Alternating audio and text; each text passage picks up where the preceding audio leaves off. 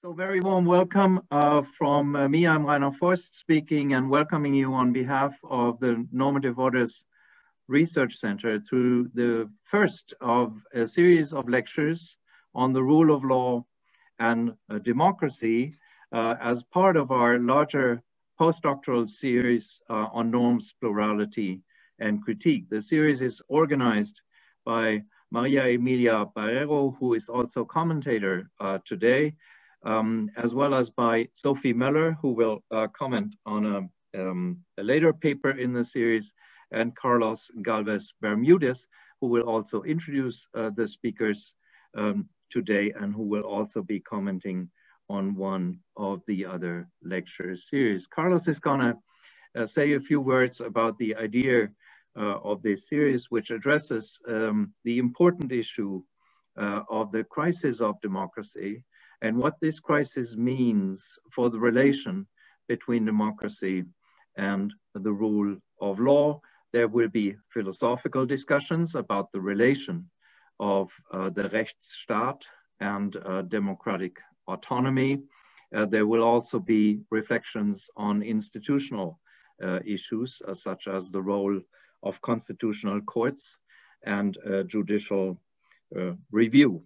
There will be three lectures with commentaries, and it's a great pleasure that for the start of the series today, my dear friend and colleague and director of Normative Orders for a long time, ever since it existed, Klaus Günther, is going to start with a lecture today. It's our great pleasure to have as commentators, apart from María Emilia, Professor Michael Wilkinson from the London School of Economics. A very warm welcome to all of you, and without further ado, I turn over to Carlos.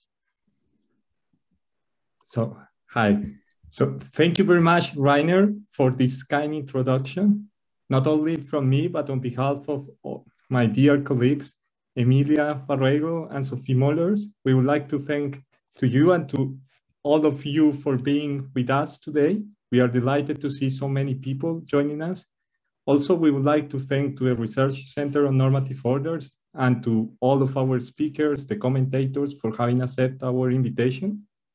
We are sure that with the help of all of you, we will have an enriched discussion that will help us to approach in better terms the theoretical questions beyond the lecture series, which I would like to refer briefly. So the crisis of democracy we face today triggers many questions about the very concept of democracy, as well as its interaction with other political ideals.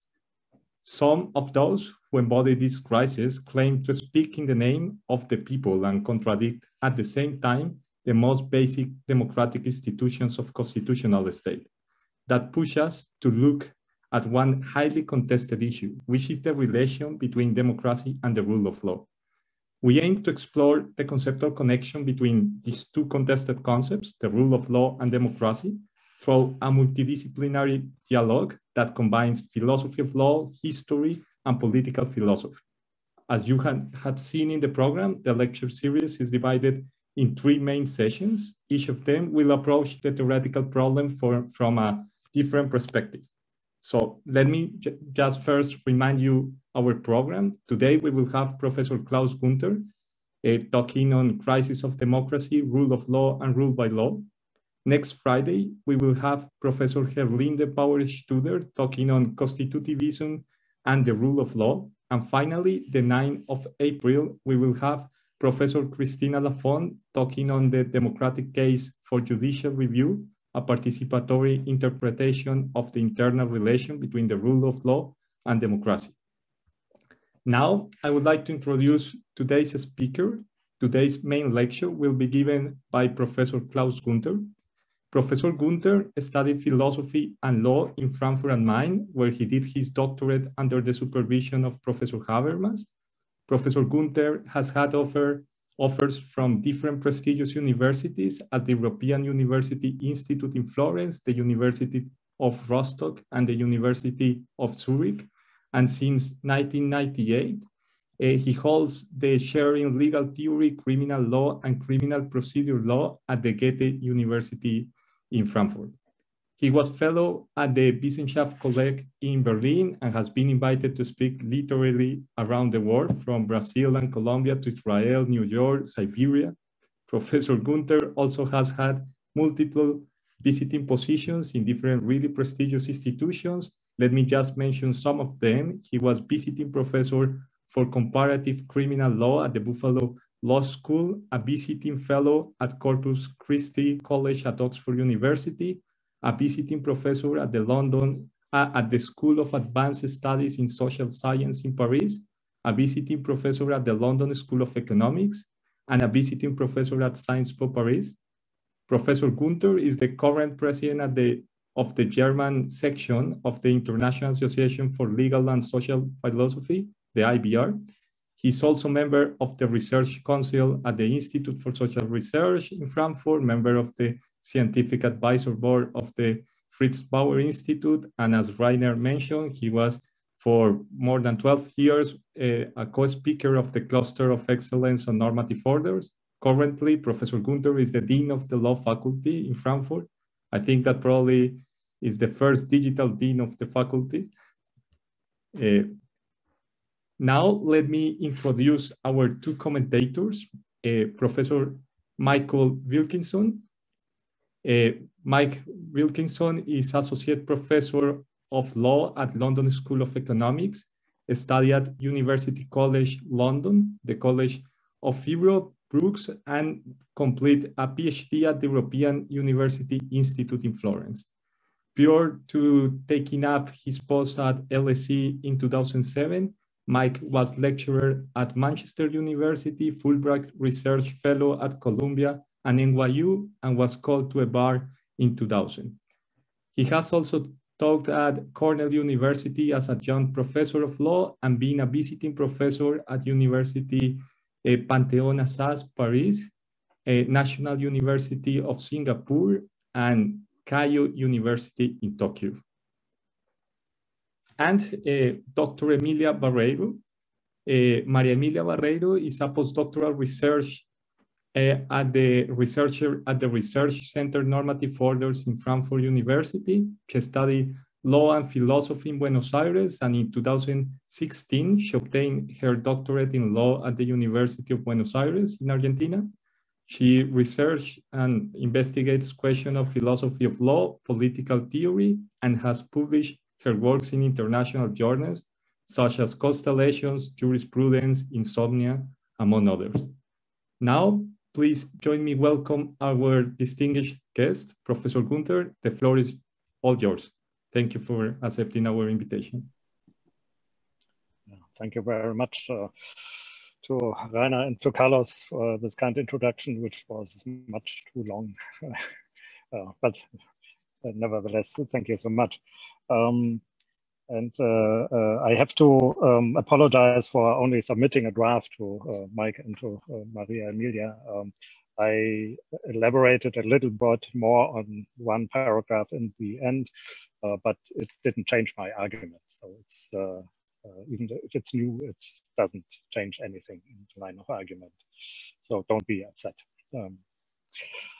I shall present a paper which is quite difficult in Zoom. I have to admit, I don't like it very much because while presenting such a paper, I always have the impression that I'm somehow talking with myself, and I hope that I can avoid this feeling. So the topic is, as already mentioned, the rule of law and rule by law, how they are related, how they differ from each other, how they are probably opposing each other.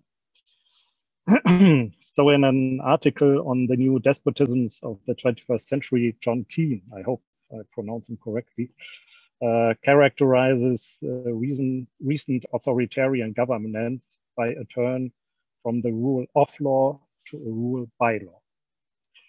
According to Keane, rule by law means that these governments are still operating within the bounds of a constitutional framework, but they undermine it by a purely instrumental use of law. In many cases, this leads to a situation which he calls organized lawlessness. Although the concept of rule by law is compatible with different kinds of ruling or regime, from constitutional democracy to autocracy, its invocation today is usually linked with democracy.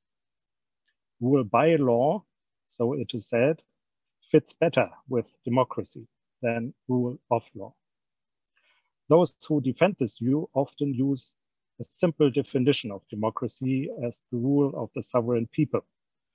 That's what Keen in his article calls a platitude, therefore simple definition of democracy, according to which the people consist of a homogeneous entity and not of a complex relationship between diverse groups and individuals. Rule by law combined with this simple interpretation of democracy leads to the idea that legislation is and should be nothing else but an immediate expression or manifestation of the will of the people, with the government as its main interpreter and its executive agency. This re-evocation of the people's will is of course ideological, but it has its roots in at least two suspicions which are related to representative, for example, parliamentary democracy. That parliamentary democracy has changed into a global elitist enterprise, which is not sensitive enough to the so-called real interests of the real people. The second suspicion is that it is ineffective, cannot cope with the challenges of economic globalization, climate change, and other challenges like migration and today fighting the pandemic. Some of the reasons that are used to justify these suspicions are related to law. So it is said that there are too many legal barriers which restrict and mediate the will of the so-called real people. Instead of an unmediated expression by legislation, the political process is channeled into procedures which are too complex and too complicated, with intervening courts, and when it comes to the enforcement of law, provide a field for smart lawyers and other legal experts. In German, we have the expression of an Anwaltsindustrie for that. By this, it is said, too much influence is given to powerful interest groups, for example, the global elite. Furthermore, such a complex legal system can only be upheld and exercised by breaking the rules here and there and from time to time. But breaking rules is again considered as a privilege of the elites, whereas most people are surrendered to the complexity of a legal system where they get lost or are prosecuted even for the smallest rule violations. At the same time, there is much complaint about an excessive expansion of rights-based claims for freedom and justice for citizens. Because of their effect, which means that more and more individuals and groups are entitled to live as different equals, they are considered as a threat to the image of a homogeneous majority representing the will of the sovereign people expressed by the law. Rule of law then means that human rights and their equivalent constitutional fundamental rights function as a legal constraint of democratic legislation. For example, which means that a rule by law is limited by the rule of human or fundamental rights. Currently, individual rights often protect minorities against the majority by recognizing them as different equals who may not be discriminated by the majority and its expression by law. Often, human rights also contain duties of protection, which require democratic legislation to provide means and resources for minorities to be able to live as equals. If a rule of law contains human or fundamental rights, then both of their functions in democratic legislation are essential features of the rule. This is why the rule of law, or even the law in general, is now often criticized as a means of minorities to counteract democratic rule by law. Bertrand Mathieu, a French professor of constitutional law in Paris, has made this point clear when he interpreted the protest of the Gilets jaunes as a revelation of, I quote, the failure of a hyper-individualistic and moralistic conception of human rights, which benefits primarily sexual groups, religious groups, being minoritarian, but not responding to the demands of equality and freedom of the larger part of the citizens. A more flawed version of this counter-minoritarian attitude to human rights is the maxim of Jair Bolsonaro, the president of Brazil, who proposed to reserve, I quote, human rights only for honest people. The project of expanding rights-based claims for freedom and justice of different individuals is therefore considered as a threat to democracy, or as the title of a book of Bertrand Mathieu, the law against democracy. A threat to democracy, as well as the project of a global liberal elite, which is not sensitive to the needs and interests of the local majorities at home. Some of the properties to which the complaints just mentioned are referring, like the complex system of checks and balances, judicial review of legislation and of government measures, the expansion of claim rights by courts and by the legislation, are usually associated with the rule of law. Therefore, one could summarize the complaints as follows. The rule of law is considered as an unjustified restriction of simple democracy, as an elitist liberal idea which is not kept by those who defend it, as a tool for minorities to serve their particular interests against the interests of the majority, and as a disguise in order to establish a rule of those men and even women who come from a global liberal elite and who advocate or represent minorities. Consequently, the first step towards a rule by law is the proposition of legislation by direct democracy, in particular referenda, as a more appropriate expression of the will of the people than legislation by parliament and judicial review. The second step is the attempt to neutralize constitutional judicial review, for example, by appointing judges who prove to be loyal to the government. Both steps together could lead to a bonapartistic system, as already analyzed by Karl Marx in his article on the 18th Brumaire of Louis Bonaparte in France, with direct communication between the government and the majority of the people through referenda, exclusion of deviant minorities, and effective enforcement of the law as an expression of the people's will against those minorities and groups who abuse formal legal protection and legal procedures in order to counteract the majority's will. President Putin called the violent use of law against minorities in 2010 the dictatorship of law. Now I would like to come to elaborate a bit on the rule of law and its relationship to the rule by law. There are, of course, some misreadings of the rule of law. The rule of law is itself, as Jeremy Waldron correctly says, a controversial idea.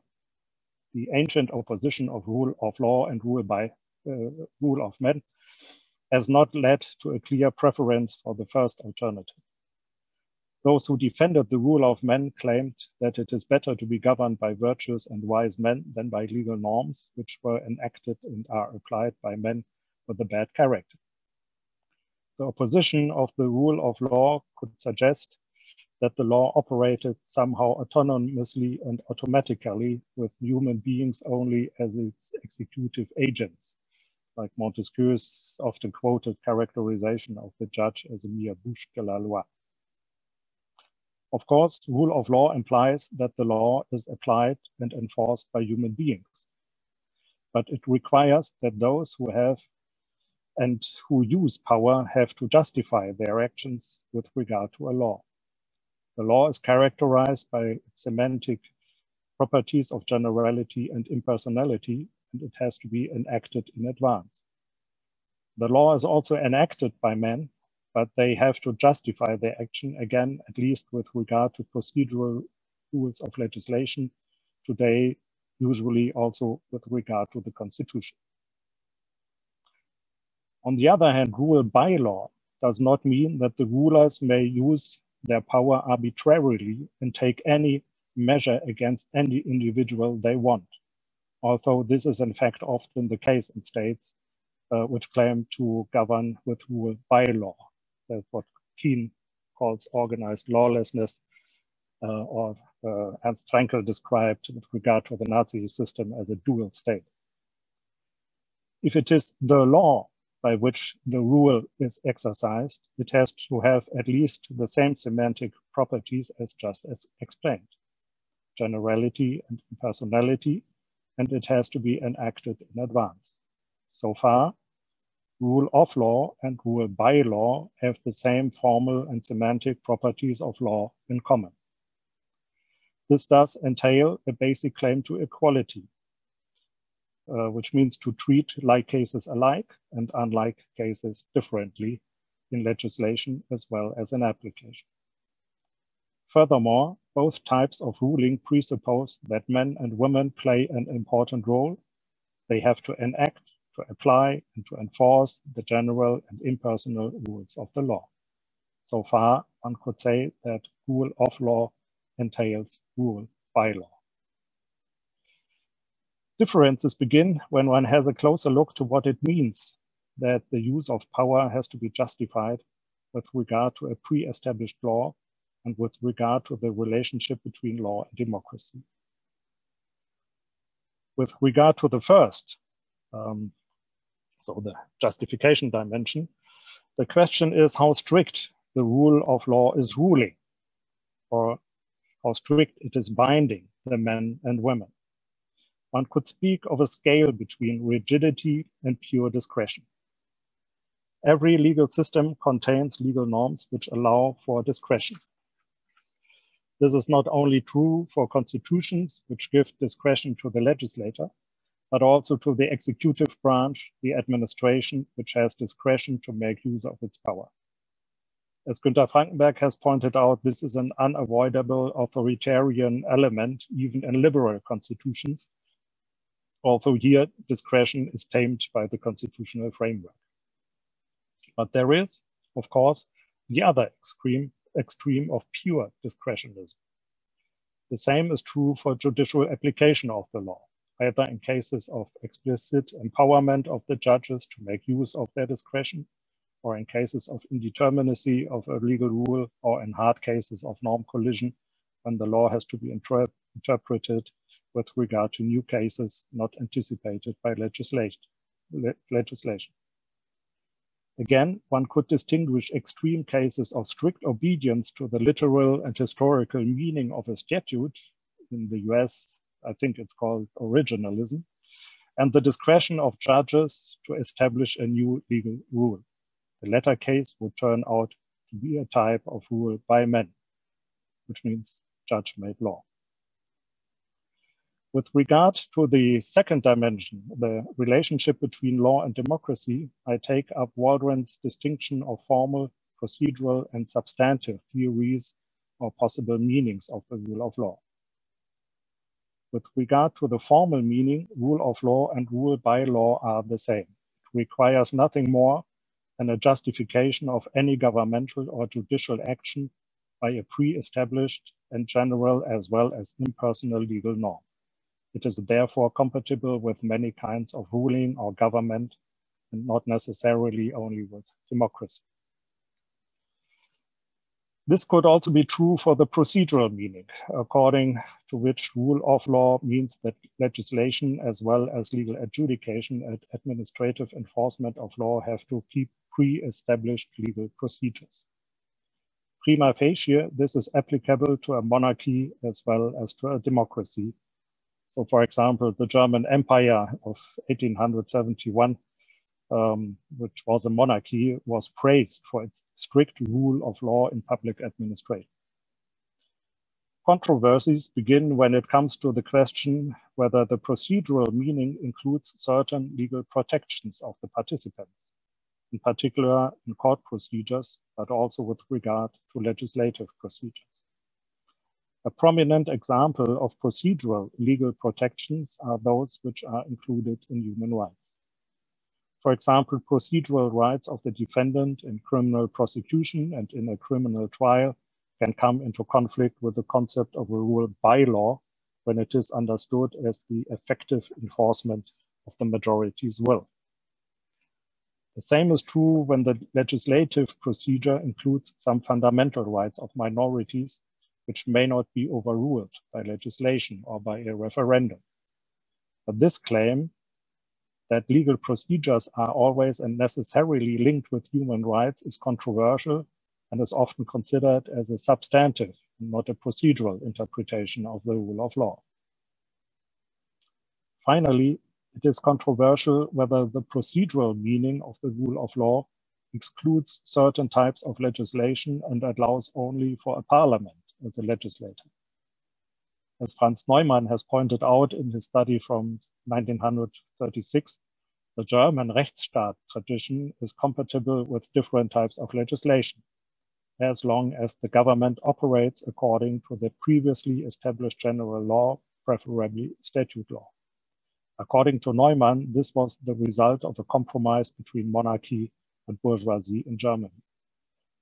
The rule of law he attributes to the common law of England, where the bourgeoisie had more success in its conflicts with the monarch and parliament became the supreme legislator.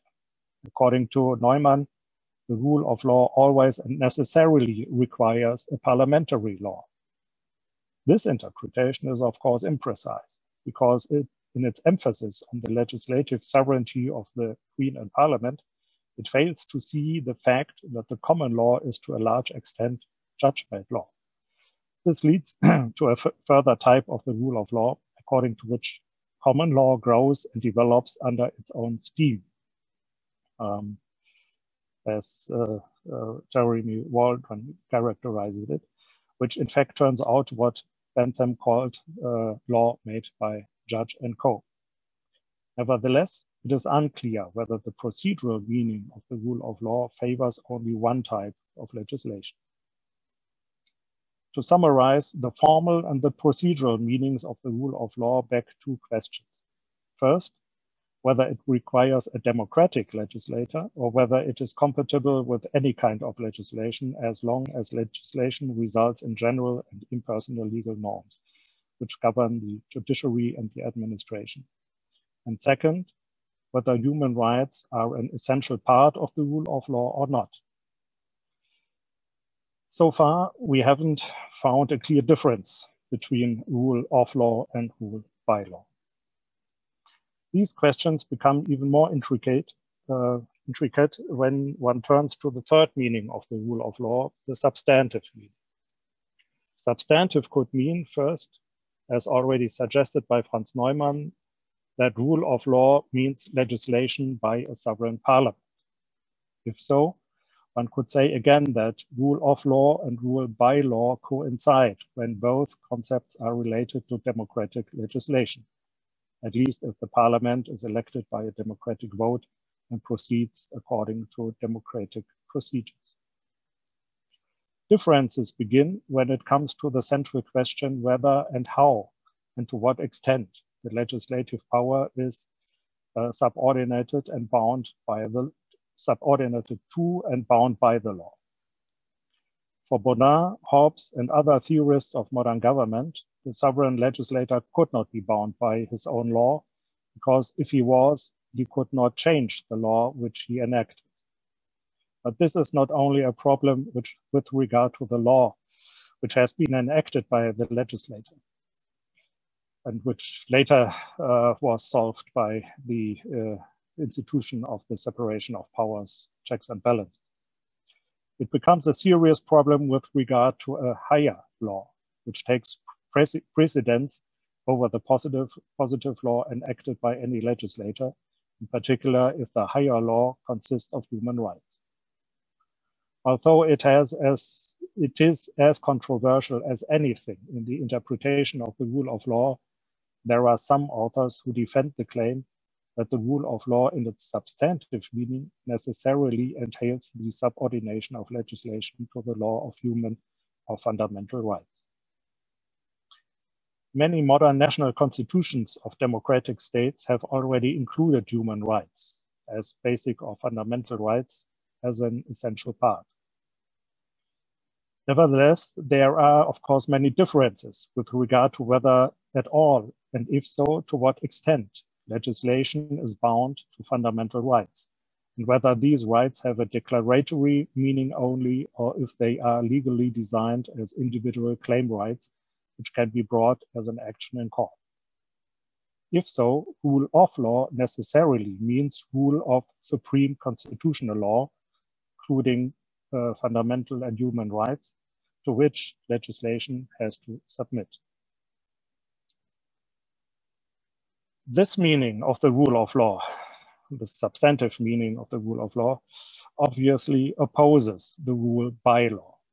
It is therefore no surprise that the proponents of the rule by law consider this interpretation as a threat to the simple conception of democracy, according to which legislation should be the immediate expression of the majority's will, which has to be effectively enforced by government and courts.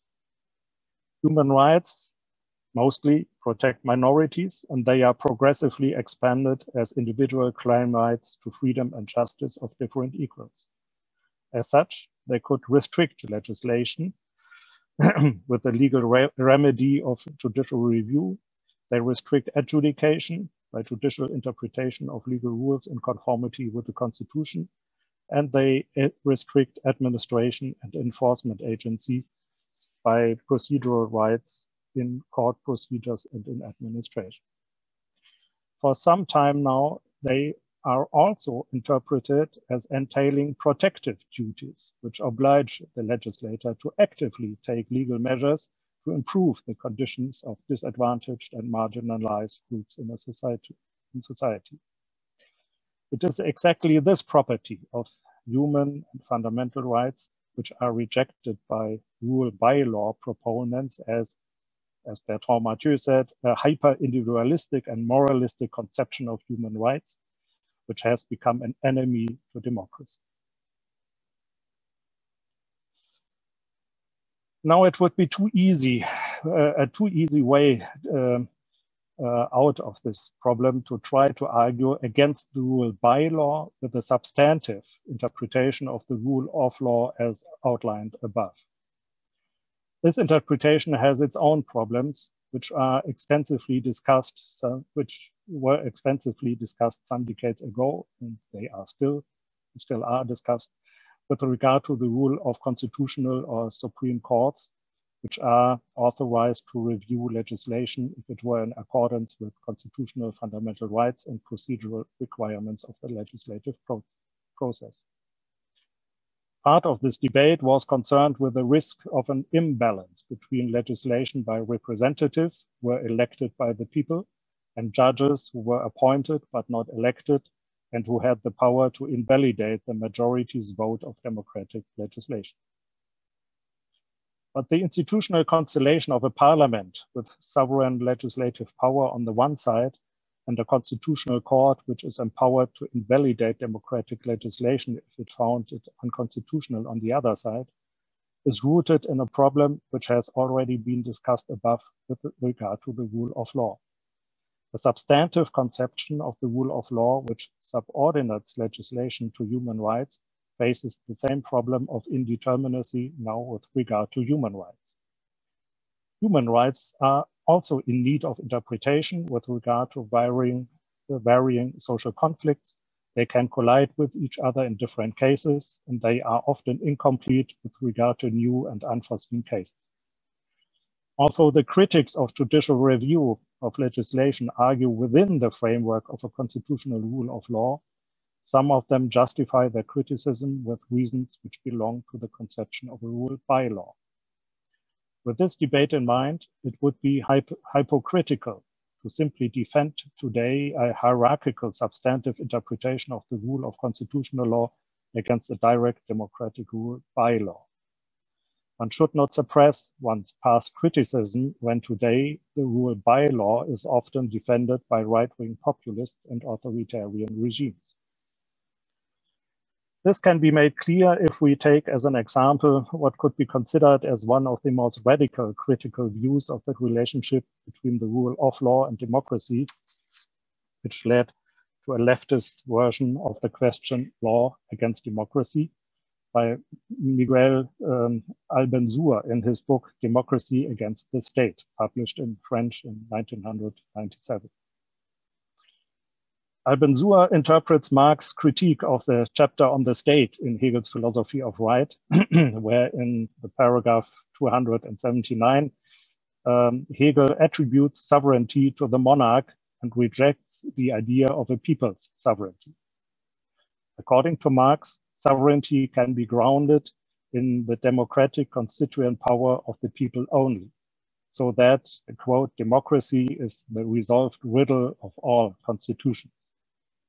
For Marx, only in a true democracy, I quote, the constitution not only in itself, according to essence, but according to existence and actuality, in German, according to its Wirklichkeit, is returned to its real ground, actual man, wirkliche Menschen, the actual people, das wirkliche Volk, and established as its own work, the work of the people. The Constitution, so Marx says, appears at what it is, the free product of man. The political state, which is instituted by the Constitution as a separate political entity, shall, according to Marx, and here refers to the modern French in 1841, should, according to the modern French, in a true democracy, the state disappears. But Marx adds to this prognosis that it is only precise, I quote, in as much as qua political state, qua constitution, it is no longer equivalent to the whole. The political constitution as an institutionalization of a rule is only a part and as such different from the whole of the people in a true democracy. Albenzur centers his reinterpretation and re-invocation of Marx's true democracy around this phrase. By a close reading, he is focusing on the moment where the institutionalizing activity of the people as such becomes visible. He conceives of it as a unique political experience and activity which at one and the same moment institutionalizes and transcends any institutionalization. His aim is to save the, I quote, fluidity of instituting activity and to defend it against every attempt to tie down and to tame it, to tie it down and to tame it, to congeal it once and for all in a fixed political figuration which claims to represent the people. To save the fluidity does not mean that there shall be no institutionalization at all. There shall be, I quote, neither a dissolution of the political into the social, but also not, I quote, an objectification that would turn into fetishization and alienation. The whole point is to avoid this hypostasis of the political moment, the turn to a form that would set itself up as the keeper of universality. It is no surprise that in the end of Albenzur's book, he transfers this idea of to the relationship between democracy and the rule of law, or as the English translation calls it, the state of right. When in contemporary societies, the rule of law becomes more and more autonomous, then, I quote, we find again the mechanism denounced previously, the autonomization of form, the moment that expands into an organizing form and that circumscribes the field of confrontation between democracy and the state. As a formula of compromise between absolutism and nascent democracy, the state of right has in turn transformed itself into a new absolutism against democracy. Again, the fluidity of instituting activity got tamed by the rule of law, in particular when the political moment of democratic will formation is channeled, directed, and subordinated to higher law. But in an article published later, and which has been included into the English and German translation of his book, Abensour insists with a close reading of Lefort's concept of savage democracy that it can only keep its savage nature by virtue, I quote, of the essential relationship with human rights. Analogous to the difference and opposition between democracy as a whole and the political constitution as a part, Abensour distributes rights and law on both sides. Savage democracy opens, I quote, a political stage according to which there is a struggle between the domestication of rights and its permanent destabilization, recreation via the integration of new rights, new demands that are henceforth considered as legitimate. With a quotation from Lefort, he calls this a whirlwind of rights that brings democracy beyond the traditional limits of the state of right. At a first glance, Abensour's argument sounds as if he tried to defend the rule by law of the true democracy against the rule of law. But on a second look, this seems to be inaccurate because he does not deny the necessity of legal institutionalization at all. It seems to me that he suggests something like a continuous change between rule by law and rule of law, with human rights as the medium by which the rule of law is brought to change. So, to conclude, Mathieu's rhetorical question, la loi contre la démocratie, the law against democracy, suggests a wrong opposition between law and democracy, which is made explicit by those who propose an illiberal democracy with distrust in legal protections, human rights, and judicial review of legislation.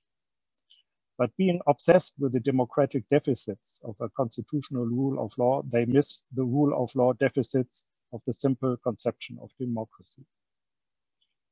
Abensour's rallying cry, true democracy against the state of right, takes the rule of law more seriously, but could only leave it in a permanent opposition to democracy, so that the rule of law has to be kept and overcome at the same time. At least the way in which the fluiding instituting activity can do this is in need for further elaboration, in particular the way in which the rule of law can be understood as an essential part of democracy. As Jürgen Habermas has demonstrated, modern democracy are in need of an institutionalization by law.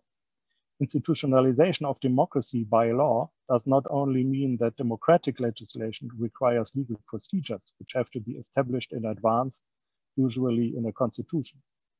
Institutionalization by law also means that citizens of a democracy need to have a legal status, which transforms them into legal persons who have a right to be treated as free and equal individuals. This is necessary not only for their status as participants of the political process, which leads to legislation. It is also necessary because they have to be recognized as free and equal individuals, even if they don't make use of their political rights. As a consequence, modern constitutions, which institutionalize democratic legislation by law, already include legal procedures and fundamental rights as an essential prerequisite of democracy itself. If so, then a hierarchical interpretation of the rule of law is no longer adequate. It has to be substituted by a circular understanding of the democratic political process and fundamental human rights. Human rights are a prerequisite of democratic legislation, and at the same time, they are continuously interpreted and extended by democratic legislation. They are constitutive to democracy as well as they are the subject of democracy. Law and democracy are not in opposition to each other, as Abensour claims, but in a productive tension, which is made operative in a public space of reasons where fundamental rights are continuously interpreted, exhausted, and iterated with regard to new social challenges and conflicts. By this, the rule of constitutional law becomes an essential part of democratic legislation. The expansion of individual claim rights to freedom and justice as different equals, it is what democracy is primarily about. A democratic rule by law suffers from a wrong conception of democracy. It would understand its own democratic ambitions and intentions better if it transformed itself into a non-hierarchical and circular interpretation of a constitutional rule of law within democracy, and also not in opposition to it.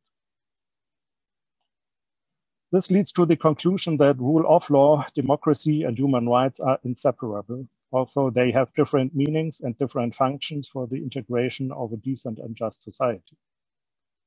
With an innuendo to the Christian Bible, Joseph Weiler, who is of course unsuspicious to defend any Christian values, has recently characterized the relation between democracy, human rights, and rule of law as a holy trinity. I quote, "Like the Holy Trinity, they are three which are one, indivisible." And continuing the medieval subtext, he argues that the idea of an illiberal democracy is ontological an impossibility, an oxymoron. Thank you very much for your attention. Thank you very much, Professor Günther, for this incredible lecture. Now, before giving the floor to Professor Wilkinson, let me explain the dynamic we will use for the discussion later, then everybody get used to how it's going to work. The person who wants to make a question, please write in the chat the word question. You don't need to write the complete question. It is enough to write the word, and then I will give you the floor so that each of you can ask your question directly. We will try to avoid the raise the hand function of Zoom, and let's prefer to write the word question in the chat. So after this administrative remark, Mike, the floor is yours.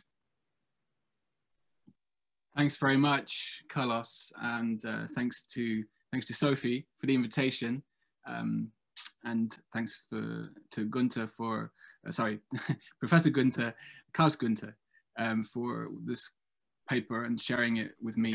You can call me Klaus. So. Okay, thanks.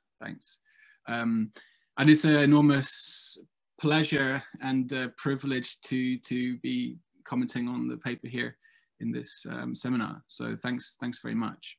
I'm going to keep my remarks short. I've been told to speak for 10 minutes. So Sophie, do let me know when I'm reaching the end of my time.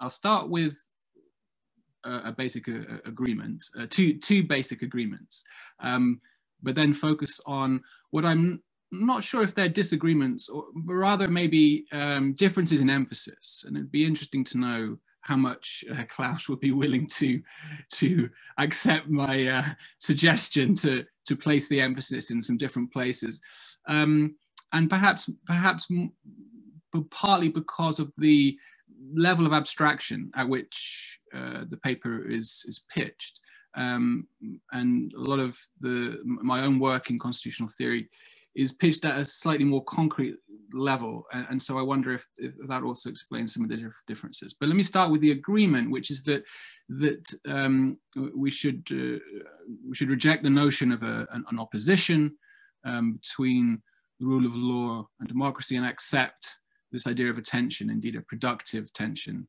as Klaus puts it.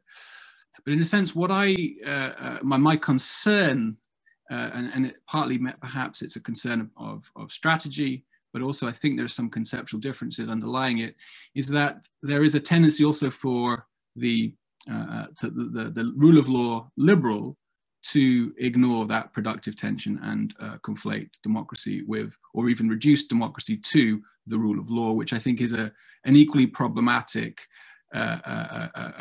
strategy, if you like, as the populist one, which is to oppose them. So I wanted to start with page 8. This is the point at which you say, to quote, it would be awkward, although I think in the talk you changed it to hypocritical, which was a slightly different formulation, but I'm going to stick with the formulation in the written paper, that it would be awkward to defend today the hierarchical interpretation of the rule of parenthesis, constitutional law against direct democratic rule by law, even if the latter is often associated with right-wing populists and authoritarians. And I quite agree that it would be awkward, but I want to go a bit further and say it would not only be awkward, but it would be mistaken, both conceptually and at the level of political strategy. Now, in a sense, I suspect I'm in some ways, the wrong audience for this paper, because I suspect the paper is partly pitched at what I would call the rule of law dogmatic, who wants to present or reduce democracy to something like the rule of law, whereas I'm coming at it from a different perspective, and I'm prepared even to adopt the role of the simple Democrat for the purposes of argument, and to suggest that there are some suspicions, as you put it, of the populist that we have to acknowledge some degree of truth to in order to combat the populists themselves. In other words, I put it this way: my position is of a simple Democrat who shares some suspicions associated, in John Keene's words and indirectly in your paper, by the populists, in order to strengthen the case against the populists. So tough on populism, tough on the causes of populism, if you want to use a populist slogan. So my concern is that we end up offering a simplistic version of simple democracy, because in my understanding, simple democracy itself is a complex notion. Rule by law in a democratic system is far from a simple phenomenon. And I also want to avoid, and I know that you share this sentiment, I want to avoid associating any rule of law skepticism with an illiberal political position. Otherwise, everyone from Karl Marx to Joseph Raz becomes an illiberal, or someone that we should be wary of, and of course includes such liberal figures in the tradition, such as H.L.A. Hart, who was skeptical of the rule of law in the way it was presented in some accounts, notably, of course, Fuller's, but also liberals such as Judith Shklar, who wanted to avoid the ideological connotations of the rule of law, where it's presented as some kind of detached phenomenon from politics, and rather must be understood as deeply intertwined with the political process. So I would like to say that only by acknowledging some of the suspicions relating to the rule of law can we properly tackle the populist phenomenon. And I'm going to mention five or perhaps six. I was going to list a few things where I think we need to accept that there is a problem with what I would call an authoritarian liberalism. The first one is that some of the concerns or the suspicions about over-legalization, over-constitutionalization are real. Now, this, I think, depends a lot on the context. And so we have to be sensitive to constitutional context here. But it strikes me that there is a genuine fear, or a genuine sense that with the process of juridification, there is something that is potentially lost.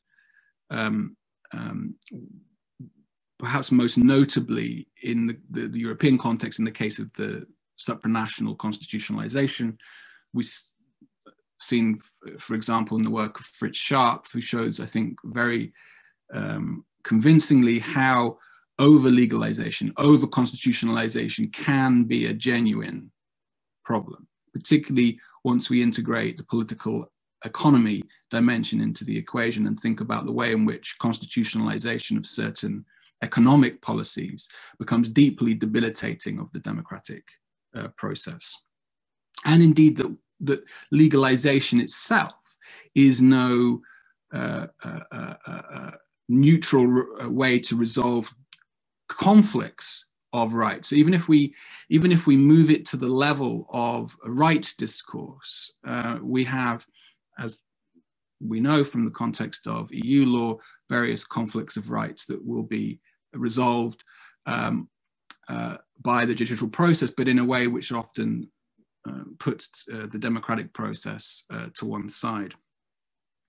So first warning, over-constitutionalization is real. Secondly, I think we should be careful to avoid opposing an unenlightened majority with an oppressed minority. Now, of course, that's not to deny that that can occur, but it's equally possible that we encounter the oppression of the majority by minority, particularly if we integrate the element of economic power. And even when we think about the rise of the juristic class, as Ran Hirschel, for example, argues that the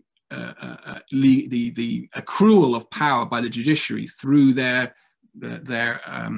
often a self-generated power of constitutional review can empower a minority against a majority. So, of course, these things are contingent, and we should be careful to avoid assumptions about the rabble or the unenlightened majority. Indeed, there is, of course, a good case for talking about the wisdom of the crowd, the wisdom of the majority. Let's not forget that.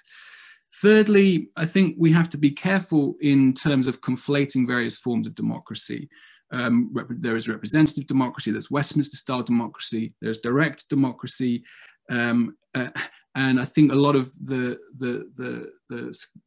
caution is legitimately directed against direct democracy. But of course, we have systems of Westminster-style democracy which are skeptical of constitutional review, but I acknowledge the legitimacy of other forms of judicial review in relation to the administration and executive powers. So again, we have to be careful about what forms of democracy we're talking about, but also what forms of review we're talking about, whether we're talking about constitutional review, whether we're talking about judicial review of administrative measures, and also different forms of Bonapartism. So we mentioned the use of direct democracy by an authoritarian figure. But we can also, of course, have a Bonapartism which bypasses Parliament with the support of the judiciary, of a conservative branch of judicial judges. As, for example, in the case of early Weimar, when we had the turn by conservative jurists to the court precisely to frustrate the advent of social legislation. And of course, Neumann and Heller were both deeply skeptical of that turn to the rule of law as a means of defending the bourgeois Rechtsstaat against social reforms. Fourthly, we have to be skeptical of this ancient opposition between those who defend the rule of wise men rather than rule by legal means. After all, many liberals now who argue for the rule of law are doing so precisely because they're placing their faith in the wisdom of the few judges, or even in the case of Ronald Dworkin, the Herculean judge in his metaphorical context, of course. Is that the dictatorship of law? I would ask, perhaps only slightly rhetorically. And my final point, the sixth, I'm not sure if I'm on 5 or 6, I think I'm on 5, is to return to the point of agreement, which is that the rule of law and democracy should be seen in this circular vision. The Habermasian vision is certainly appealing, as indeed to some extent is the whirlwind of rights. I think that can be seen in this same circular imaginary, but I think I would want to stress that this must go right through to the constitutional core itself. In other words, democracy is ultimately, or at least must retain an element of a discourse of power, the kratos of democracy. And we need to cast our hermeneutic of suspicion right through to the constitutional core, the way that a constituent power establishes a certain system, perhaps even entrenches it. And of course, that has that conservative element that is precisely what someone like Judith Schlau was worried would or could be the conservative bias of a heavily entrenched rule of law. And that we should, with Neumann, make a strong case for political freedom, political equality as the way to combat populism. In other words, to combat populism, we need more democracy and not less. And that the opposition, if we want to adopt an oppositional framing, the more pertinent and revealing opposition is not between the rule of law and democracy, but between democracy and authoritarianism. And once we replace the tension or the conflict between the rule of law and democracy with the tension between authoritarianism and democracy, if we want to defend democracy, as I insist we must, this may require critiquing a variety of authoritarianisms, some of which are indeed couched legalistically, some couched legalistically more than others. But that, in other words, it is not only populists that think juridification can and has gone too far. So yes, we critique the authoritarian populism of Bolsonaro and Orban, but we also critique the authoritarian liberalism of Macron and von der Leyen, to end on a polemical note. In other words, the danger of tilting against populism from the perspective of the liberal rule of law is to confuse majoritarian democracy with totalitarianism, much in the way that various neoliberals and order liberals did in the post-war context, the result of which can be an erosion of or even a repression of democracy, and we should be wary of that too. So on that note, I will finish, but thanks again, and I look forward to your reply. Thank you. Okay, so now, Emilia, the floor is yours. So, well, hello, everyone. Thank you very much, Professor Günther, for this great piece of work you presented today. Though I agree almost entirely in what you said, I do have some concerns, so I'll go straight to them.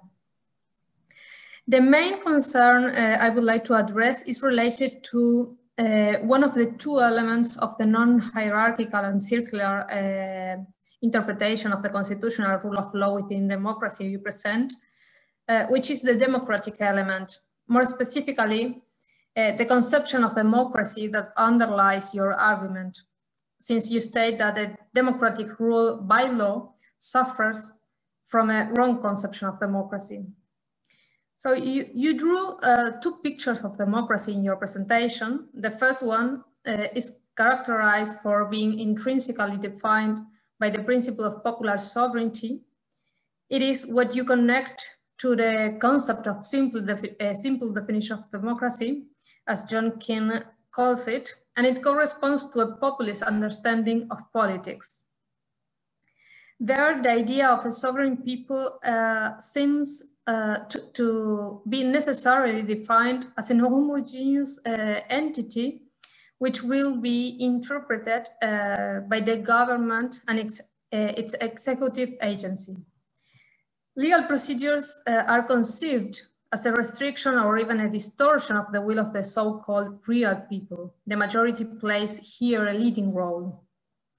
On the other hand, one finds a second picture of democracy, the one that you hold, and a crucial feature of it is the status of individuals who have to be treated as equal and free and equal individuals, as individuals who are entitled with rights. And in contrast to the first picture, what is determining here is not the expression of the majority's will, but the protection of minorities. In addition, in this second picture, of democracy, legal procedures that institutionalize the political process that leads to legislation are essential. What concerns me more about the second picture of democracy is that the principle of popular sovereignty seems to play no role at all. Since you connect it to the simple conception of democracy, I wonder if there is still room for it in your conception of democracy.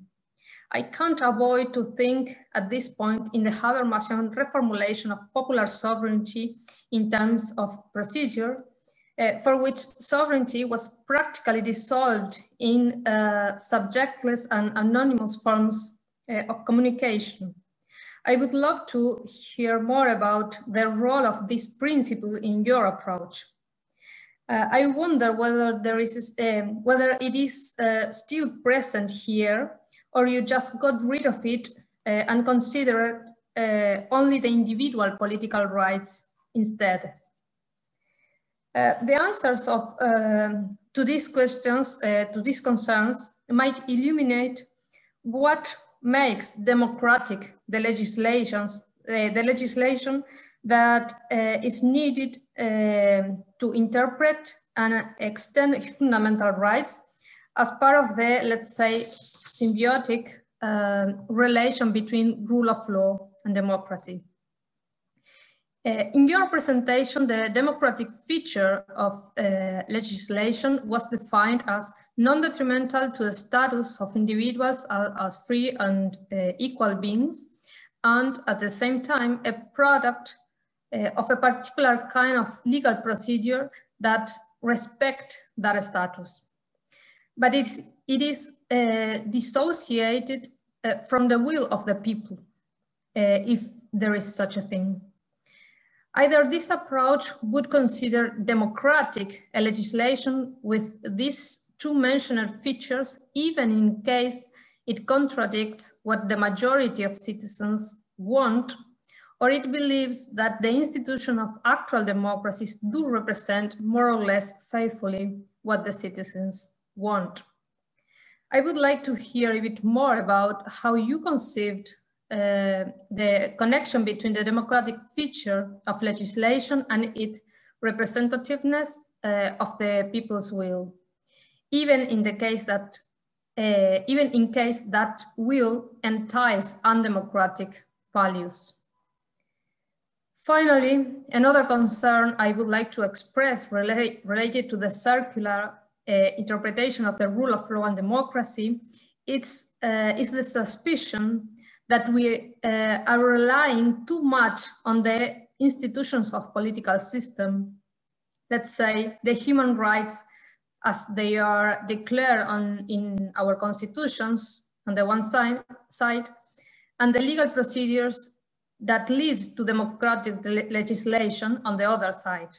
In contrast to the populist understanding of politics, this approach seems to count much more on the well-functioning of democratic institutions. However, we know that the constitutional state does not represent a finished structure, but a delicate and sensitive enterprise, to use Habermas' own words, and that from time to time we are in need of the anti-institutionalism of groups of civil society to get rid of the systemic inertia of institutional politics. So I wonder, what is your opinion about this suspicion against institution of the political system? Is there room for it in the circular interpretation of the rule of law within democracy? And if yes, which role would it play in your proposal? So thank you very much again, and I look forward your words. Thank you very much, Emilia, and thank you very much for both bright and insightful comments. Now, in order to keep our productive discourse tension, let me give the floor to Professor Günther in case that you want to briefly respond to Mike and Emilia before opening the floor to the general public. Yeah, thank you both for these rich comments, and I'm afraid that I will not be able to meet any questions or objections, but I think many of them, as Mike, you said, just shift the emphasis on different aspects. So with most of what you said, Mike, I could of course agree. So that over legislation is real, and that one should, and that's perhaps one of the disadvantages of my paper, that I speak too much from the point of view of a member of the global elite.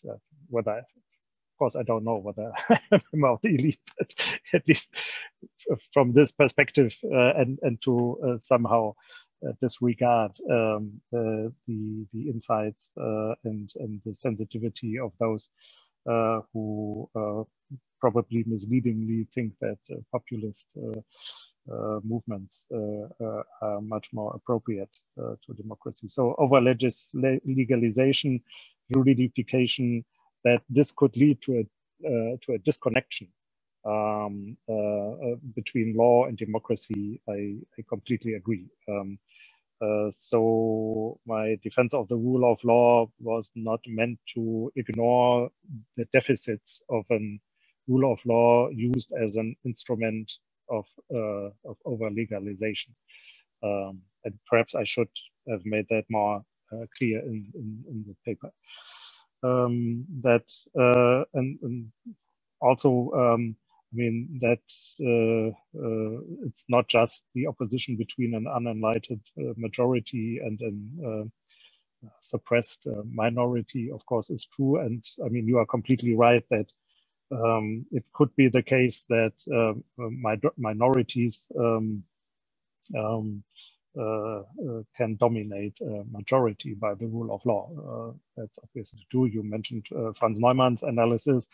I mean, today I would say, I don't know if you're familiar with that, Katharina Pistor's book on the Code of Law is a very good example for that, this kind of ancient traditional property law serves as a tool for an economic minority to dominate the majority of the people. That's true. I was mostly referring to this kind of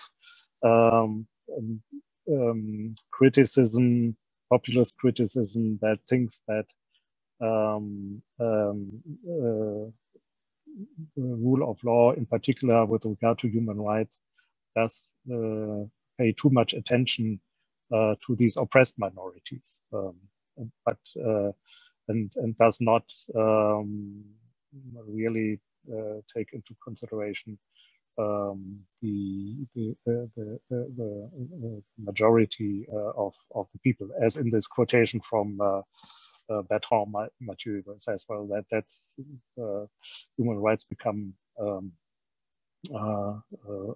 hyper individualized, therefore serve only sexual and religious minorities, and ignore the claims to freedom and equality of the majority. But you are completely right. I should have taken into account the other way, that a minority could also use the rule of law to dominate the majority into account. Yeah, and I'm conflating different forms of democracy. You are completely right. I mean, I agree to that.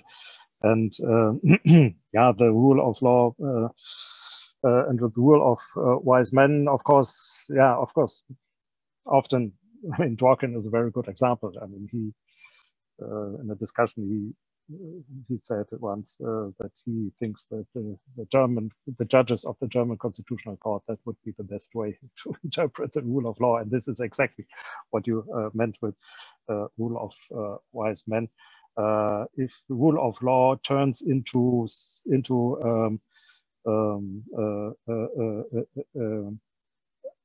a state which is governed by judges. I mean that's the idea in the end. Then rule of law and rule by men is the same, that should be taken seriously as one of the possible directions into which the defense of the rule of law could lead. And I think you are correct in that. Yeah, that the element of power in the constitutional core. Yes, of course. There is this element of power, and one should not think that rule of law does not mean, or that does entail the absence of any power at all. And I think that's I mean, rule of law means that it is a kind of exercise of power, and I think the one of the most important tasks of any elaboration on this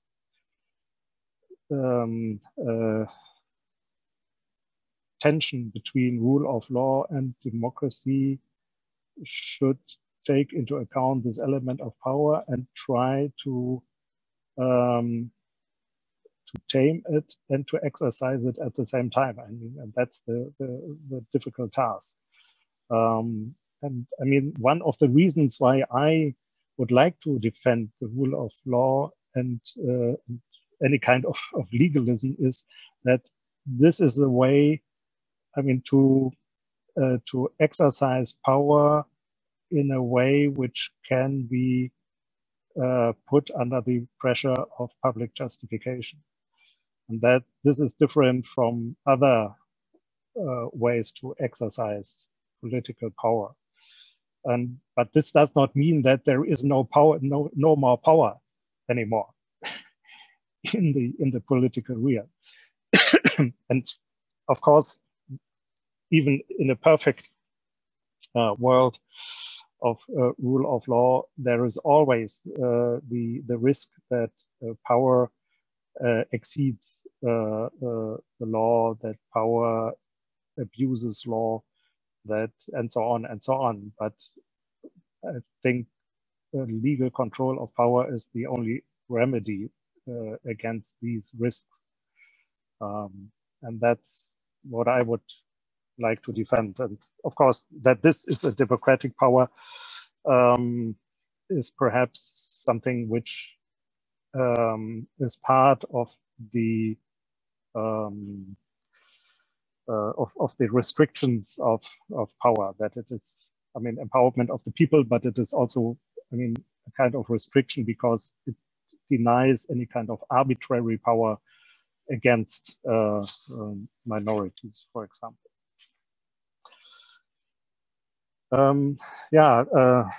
Thank you also to Emilia for her comments, and yeah, just to be brief on the I just have to have a look on my notes. The role of popular sovereignty in relation to individual rights to freedom and equality. That I put so much emphasis on the individual rights has the reason for this is that I try to argue for this kind of integration of individual rights into the democratic process. And therefore not to substitute democratic will formation and popular sovereignty by individual rights, but to elaborate on the necessity to integrate these rights into popular sovereignty, which as a consequence leads to rejection of all concepts or conceptions of popular sovereignty which presuppose something like a homogenic entity, as, for example, in Carl Schmitt, this is obvious, but leads to an interpretation of popular sovereignty as a people who is pluralistic, which is characterized by individuals who are different and who have a right to be different. And only this can be the source of sovereign legislation. And therefore, I mean, in order to explain this circularity between democracy and individual rights, therefore, individual rights are at the same time the result of the democratic process, but also a prerequisite of the democratic process. They are already in. And of course, the circle comes into its movement because the already presupposed individual rights have to be reinterpreted by the democratic process. But it's not the democratic process and the popular sovereignty at first, and then individual rights second, or as a result. I mean, that's the idea of this circularity. So individual rights are not dissociated from the will of the people, but they are already in the procedures of the will formation of the people.